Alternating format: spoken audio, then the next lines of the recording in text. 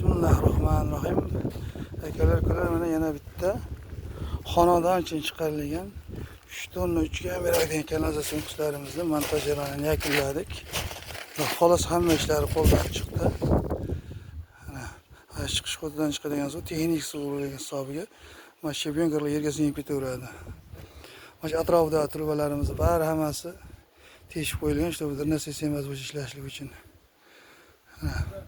Bizda hozir Samarqand Pastarg'omda o'ta Juma bozori atrofiga xonadonga qo'ydik, ana shu xonadon uchun chiqarilgan xonadonga qo'ydik.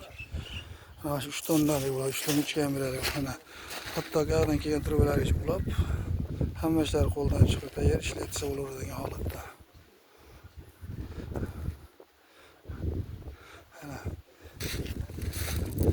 Mehnatlarimizni qadri like bilan bosib qo'yasizlar.